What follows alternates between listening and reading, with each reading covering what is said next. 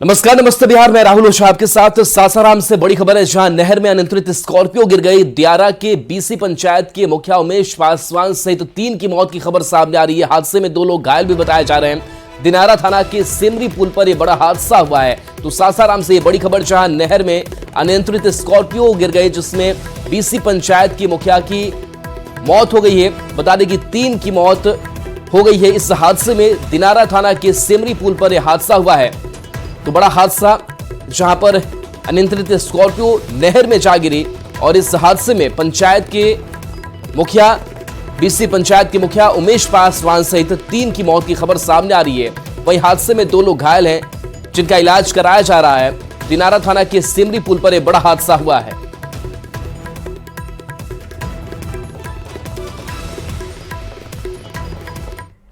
मध्य प्रदेश के मुख्यमंत्री मोहन यादव आज बिहार आ रहे हैं। उनके कार्यक्रम को लेकर श्री कृष्ण चेतना परिषद की तरफ से तैयारी पूरी कर ली गई है। मोहन यादव के दौरे को लेकर पूरा पटना उनके पोस्टर से भर गया है। इस तैयारी में बीजेपी से जुड़े यादव समाज के नेता भी जुटे हुए हैं। तैयारियों को लेकर श्री कृष्ण मेमोरियल हॉल में बैठक हुई, जिसमें नंदकिशोर यादव और नवल किशोर यादव सहित कई नेता शामिल हुए। नंदकिशोर यादव ने कहा कि जाति किसी भी पार्टी की बपौती नहीं होती। एमपी सीएम के आगमन से बिहार के यादव समाज के लोग काफी खुश हैं। मैं आपको भेज दी। हाँ, कहे कि उस समय तक रहता है ना। हाँ, हम लोग फिर उसके बाद फिर बढ़ने लगता है, सब चाहता है कि सब उसको खाली रखा जाए। समाज के, बिहार के अंदर भी जो समाज है उसके अंदर भी इसके लिए उत्साह है। आज देश के अंदर एकमात्र यादव मुख्यमंत्री हैं, तो स्वाभाविक है कि लोग जगह का स्वागत करेंगे ना। जाति किसी पार्टी की बपौती कभी नहीं होती। समाज तो सब हमेशा अच्छे लोगों के साथ रहता है। अब देखिए, आपको बताते हैं कि कार्यक्रम क्या क्या है ये पूरा। तो मध्य प्रदेश के मुख्यमंत्री मोहन यादव 18 जनवरी को पटना आ रहे हैं और आज इस पूरे कार्यक्रम को लेकर के तैयारियां जो है वो भी पूरी की गई है, जिसमें बताया जा रहा है कि बीजेपी प्रदेश पदाधिकारियों से भी मुलाकात होगी। बढ़ेंगे आगे तो पटना में गया में पोस्टेड कार्यपालक अधिकारी के साथ मारपीट की घटना सामने आई है। मारपीट की घटना 16 जनवरी की रात की है। मारपीट में कार्यपालक अधिकारी गंभीर रूप से घायल हो गए, जिन्हें पहले पटना के पारस अस्पताल में भर्ती कराया गया, लेकिन हालत बिगड़ने पर दिल्ली रेफर किया गया। पटना दिल्ली तेजस राजधानी एक्सप्रेस के ट्रेन एम्बुलेंस से उन्हें दिल्ली एम्स ले जाया गया। घायल अधिकारी का नाम अरविंद कुमार सिंह है। गया में कार्यपालक अधिकारी के पद पर पोस्टेड है। पुलिस ने केस दर्ज कर लिया है।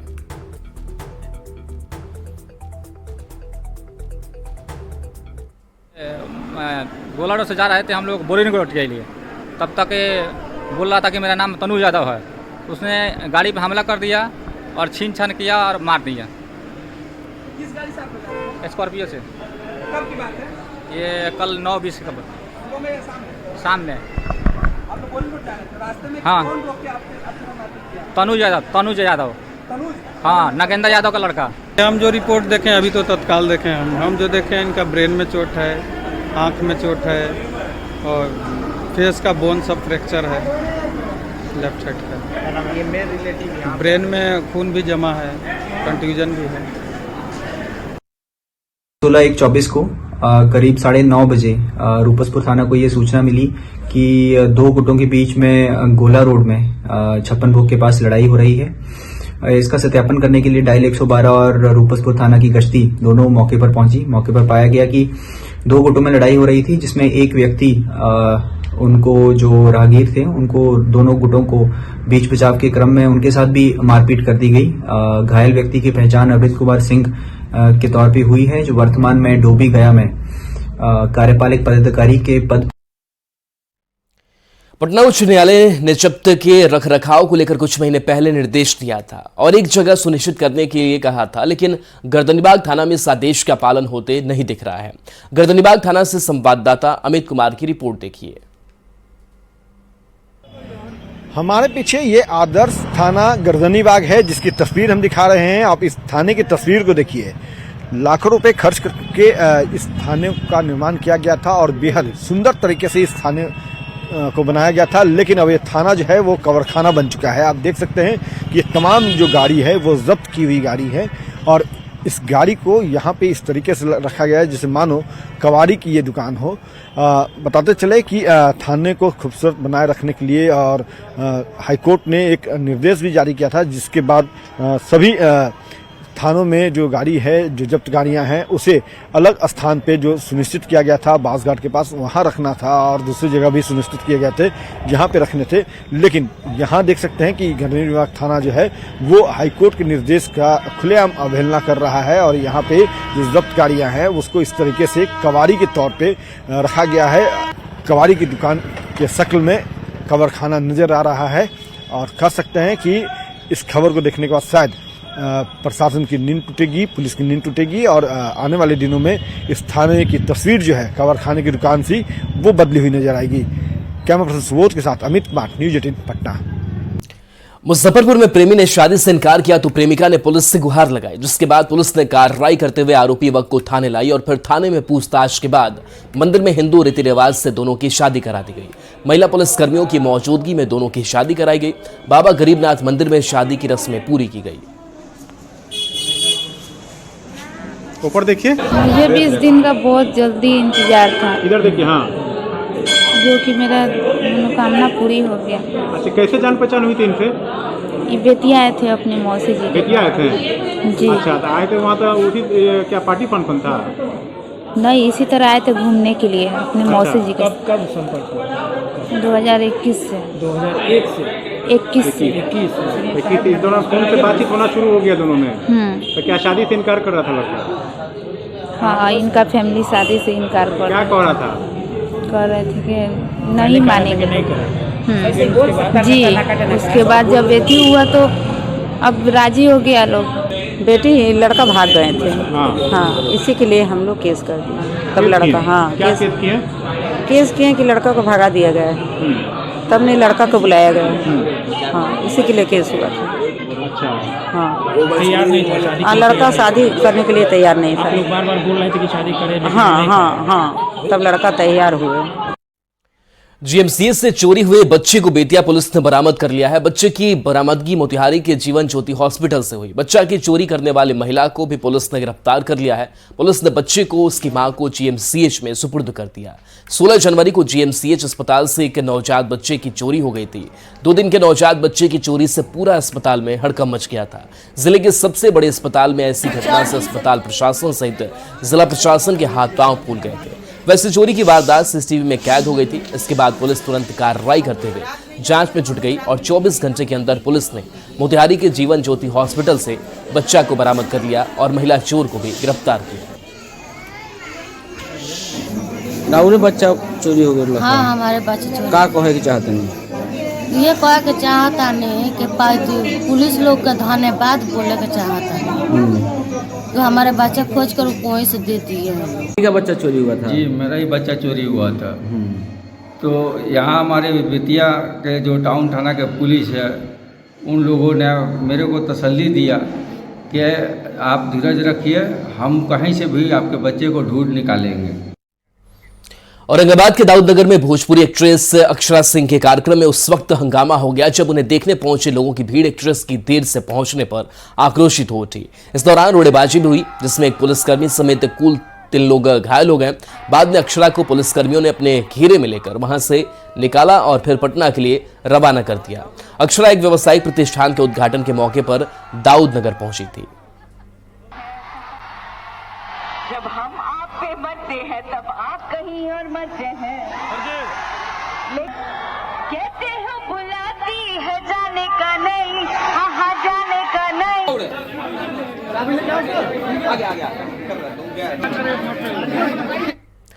दरभंगा में कोर्ट के आदेश के बाद मजिस्ट्रेट की तैनाती में जेसीबी से खुदाई के बाद शव को 3 महीने के बाद कब्र से निकाला गया। मामला बड़गांव ओपी थाना के एसडी गांव की है। मृत महिला के भाई ने बड़गांव ओपी थाना में आवेदन देकर जहर खिलाकर हत्या की प्राथमिकी दर्ज कराई थी।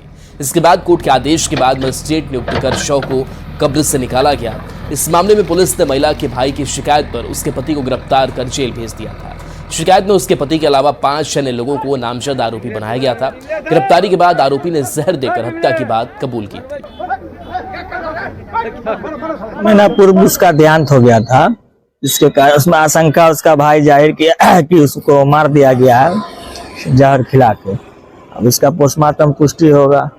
न्यायालय का आदेश हुआ, आज उखाड़ा गया, लाश ले गया है। अच्छा, क्या नाम था लड़की का? रोजी परवीन नाम था। क्या मतलब उनके भाई के द्वारा आवेदन दिया गया था, क्या कुछ कहा गया था? उनके भाई के द्वारा दिया गया था कि इस तरह का मामला है, उस टाइम में पोस्टमार्टम नहीं हो पाया था, किसी कारण बस शंका में था। फुलवारी शरीफ की घटना पर राष्ट्रीय बाल अधिकार संरक्षण आयोग की सदस्य प्रीति भारद्वाज ने कहा कि घटना को लेकर डीएम एसपी से लेकर पीड़िता से भी बात की है। उसकी स्थिति काफी खराब है, हमारी एक टीम पीड़ित परिवार के संपर्क में रहेगी। प्रीति भारद्वाज ने कहा कि एसआईटी गठित की गई है और एसआई को सस्पेंड कर दिया गया है, लेकिन हमने पूरे थाने के खिलाफ कार्रवाई करने को कहा है। बिहार में बाल श्रम आयोग नहीं है, सरकार की प्रतिबद्धता होनी चाहिए। सीएम और डिप्टी सीएम से आग्रह है कि जल्द गठन हो। तो ये एक बहुत चिंता का विषय है सरकार के लिए और अधिकारियों के लिए। तो यहाँ पर आप लोगों के आपकी राजधानी है, मैं प्रार्थना करना चाहूँगी सीएम महोदय से, डिप्टी सीएम महोदय से कि वो गठन करें एससीपीसीआर का। फुलवारी शरीफ की घटना पर राष्ट्रीय अनुसूचित जाति आयोग की सदस्य डॉक्टर अंजू बाला ने चिंता जाहिर की और पॉस्को एक्ट के तहत स्पीडी ट्रायल की मांग की। अंजू बाला ने कहा कि दोषियों को जल्द से जल्द फांसी की सजा मिले। बिहार सरकार को आयोग ने चेतावनी दी और दोषियों पर जल्द कार्रवाई हो, नहीं तो आयोग सख्त फैसला लेगा।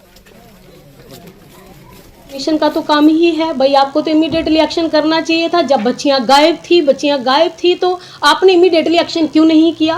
हो सकता उनकी जिंदगी बच सकती थी। आप इतनी अच्छी टीम बनाते, आप पूरे टीम में इंक्वायरी करते, सेटअप करते, उन बच्चियां आज वो हमारे बीच में होती। एक बच्ची जो हम खो चुके हैं और एक मानसिक तौर पे हम उसको, बच्ची को मैं कल देख रही थी, बोलने के बाद में फिर वो बार बार सर पे हाथ लगा रही थी, जैसे उसे चक्कर जैसा आ रहा था। वो अभी भी पूरी ठीक नहीं है। बगा के रामनगर में सड़क पर ड्रामा करते शराबी का वीडियो सोशल मीडिया पर तेजी से वायरल हो रहा है। वीडियो में साफ देखा जा सकता है कि युवक नशे की हालत में केस बीच सड़क पर गिर पड़ा। आने जाने वाले कुछ लड़कों ने उसे उठाकर सड़क के किनारे रखा। युवकों ने नशेड़ी युवक को उठाने का बहुत प्रयास किया, लेकिन युवक इतना ज्यादा नशे की हालत में था कि उससे सही तरीके से खड़ा भी नहीं हुआ जा रहा था। हालांकि युवक की पहचान नहीं हो पाई है। सूचना के 1 घंटे बाद मौके पर पहुंची रामनगर पुलिस ने नशे की हालत में युवक को राहगीरों द्वारा टंगवाकर थाने की गाड़ी में थाने ले गई। चिंता वाली बात यह है कि घटना रामनगर थाना परिसर से महज 50 मीटर की दूरी पर हुई। जेडीयू के राष्ट्रीय अध्यक्ष बनने के बाद पहली बार नीतीश कुमार बुधवार को पटना स्थित पार्टी दफ्तर पहुंचे और कार्यकर्ताओं से मुलाकात की। कई मुद्दे पर नीतीश ने कार्यकर्ताओं से सुझाव मांगे, तो वहीं नए साल में पार्टी से जुड़े लोगों को शुभकामनाएं भी दी। पर जैसा कि नीतीश के मूवमेंट पर सियासी हलचल तेज हो जाती है, पार्टी के अध्यक्ष बनने के बाद नीतीश मकर संक्रांति के बाद शुभ घड़ी में अपने पार्टी दफ्तर गए। इस पर भी बीजेपी के नेता तंज कस रहे हैं।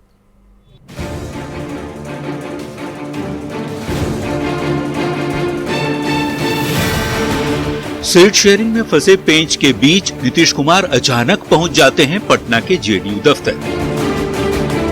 पार्टी के राष्ट्रीय अध्यक्ष बनने के बाद पहली बार नीतीश अपनी पार्टी दफ्तर पहुंचे। सीएम की सफेद गाड़ी सर्द मौसम में जैसे ही राजधानी के वीरचंद पटेल पथ पहुंची, जेडीयू कार्यकर्ताओं के चेहरे पर खुशी साफ झलक रही थी। नीतीश कुमार भी हाथ जोड़े सभी का अभिवादन स्वीकार करते हुए पार्टी दफ्तर के अंदर चले गए। नीतीश कुमार अपने पार्टी कार्यकर्ताओं के बीच पहुंचे तो सियासी सुगबुगाहट भी तेज हो गई।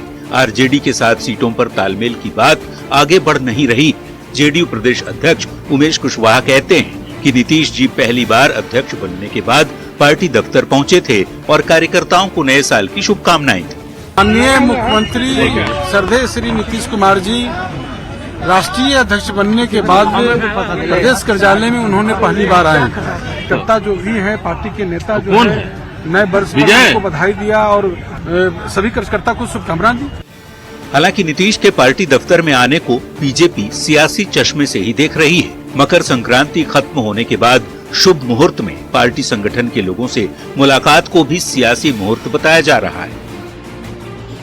नीतीश कुमार जी खरवास में ही जनता दल यूनाइटेड के राष्ट्रीय अध्यक्ष बने थे, लेकिन चूंकि खरवास चल रहा था और जिसके साथ लालू प्रसाद यादव राजनीतिक रूप से हों, उसका तो बुरा वक्त हमेशा ही चलता है। शायद इसीलिए नीतीश कुमार जी खरवास में जनता दल यूनाइटेड के कार्यालय नहीं गए थे। वैसे तो किसी भी पार्टी के अध्यक्ष होने के नाते दफ्तर आना जाना सामान्य सी बात है, पर नीतीश कुमार एक साथ दो पद पर आसीन हैं। मुख्यमंत्री के साथ ही वे पार्टी के भी मुखिया हैं, उस पार्टी के जो इंडिया अलायंस की प्रमुख सहयोगी है, और सीटों पर चर्चा आगे बढ़ नहीं रही। ऐसे में नीतीश कुमार की पार्टी कार्यकर्ताओं के साथ मुलाकात को लेकर भी कयासबाजी तेज है। न्यूज 18 के लिए पटना से शैलेंद्र कुमार के साथ ब्यूरो रिपोर्ट।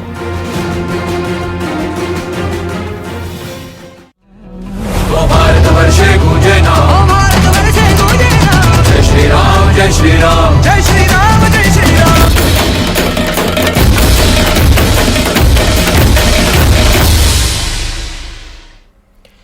रामलला के प्राण प्रतिष्ठा को लेकर पूजा शुरू हो चुकी है। इस क्रम में आज से अधिवास शुरू हो जाएगा। इस दौरान तीर्थ पूजन, जल यात्रा और अचल प्रतिमा का जलाधिवास और गदाविवास होगा। इसके तहत रामलला की मूर्ति का जल से स्नान होगा और फिर शाम के समय उनके शरीर पर सुगंधित द्रव्यों का लेपन होगा। राम मंदिर ट्रस्ट के महासचिव चंपत राय के मुताबिक मूर्ति को गर्भगृह में अपने आसन पर आज दोपहर में स्थापित कर दिया जाएगा।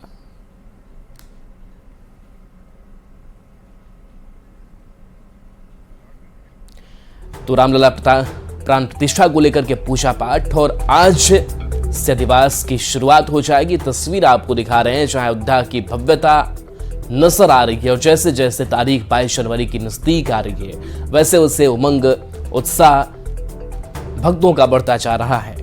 तो आज की अगर बात करें तो आज गर्भगृह में प्रतिमा मूर्ति रखी जाएगी।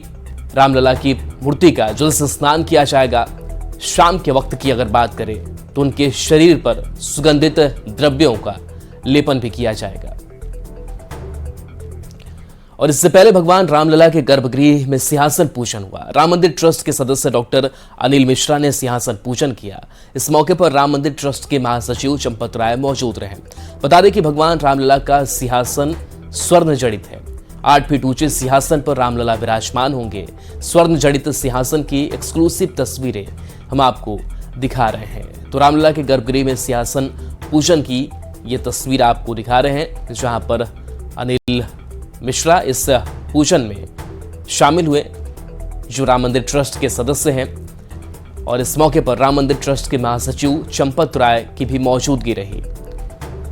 भगवान रामलला का सिंहासन स्वर्ण जड़ित है, 8 फीट इसकी ऊंचाई और रामलला विराजमान इस पर होंगे।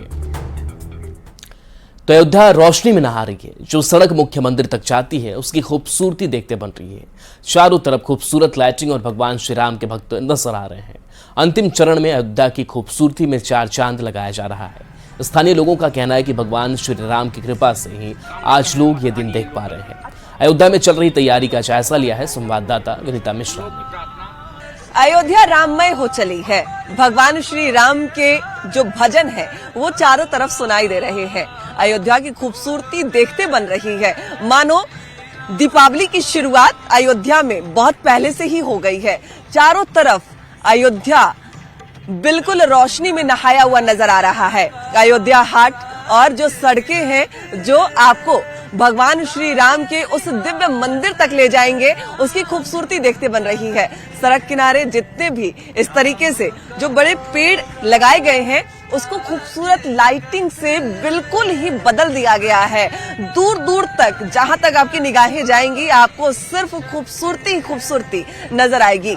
यूं तो 22 तारीख को पूरे देश में दीपोत्सव मनाया जाएगा लेकिन उसकी तस्वीर अयोध्या में पिछले कई दिनों से नजर आ रही है। जो भक्त हैं वो लगातार आ रहे हैं, खुशी जाहिर कर रहे हैं। लग ही नहीं रहा कि दिन है कि रात है। कई भक्त आपको हर वक्त अयोध्या की सड़कों पर मिल जाएंगे। क्या नाम है? मेरा नाम लोकेश आनंद पांडे है। और आपने सोचा था ये दिन आप देखेंगे, अयोध्या इस तरीके से इतनी खूबसूरत नजर आएगी? मेरी परिकल्पना भी नहीं थी इस तरह ऐसा होगा। और ये जो हुआ है ये हमारे मर्यादा पुरुषोत्तम श्री राम की कृपा है। और हम दिन रात यहाँ की जनता जो प्रार्थना करती थी वो प्रार्थना हमारे श्री रामचंद्र जी ने स्वीकार की और आके अपने राम जन्मभूमि पे अपने जगह स्थापित हो गए। बिल्कुल। तो जो यहाँ के स्थानीय हैं उनका साफ तौर पे कहना है कि भगवान ने उनकी प्रार्थना स्वीकार की है। भगवान आ रहे हैं, प्राण प्रतिष्ठा हो रही है और भगवान के आगमन से पहले जो तैयारी है वो भी यहाँ की जा रही है। जो लाइट्स है वो तो नजर आ ही रहे हैं। सड़कों के किनारे जो रंगाई पुताई का रंग रोगन का काम है वो किया जा रहा है, लाइन्स बनाई जा रही है। दूसरी तरफ सड़क के बीच में जहाँ खूबसूरत लाइटिंग है वहां पे घास लगाया जा रहा है क्योंकि यही वो मुख्य रास्ता है जो भगवान श्री राम के द्वार तक आपको ले जाएगा। पीछे अगर आप मेरे पीछे देखें तो दूर दूर तक खूबसूरत लाइट्स नजर आ रहे हैं। क्या दिन क्या रात, हर वक्त अयोध्या राममय नजर आ रही है और हर जगह भगवान श्री राम के जो धुन है वो यहाँ सुनाई दे रहे हैं। दूर दूर से भक्त आ रहे हैं, जो स्थानीय हैं उनकी खुशी भी देखते बन रही है। कैमरामैन अजय दुबे के साथ विनीता मिश्रा, न्यूज़ 18 अयोध्या। और चलिए न्यूज़ 18 बिहार झारखंड पर खबरें आपके लिए लगातार जारी हैं।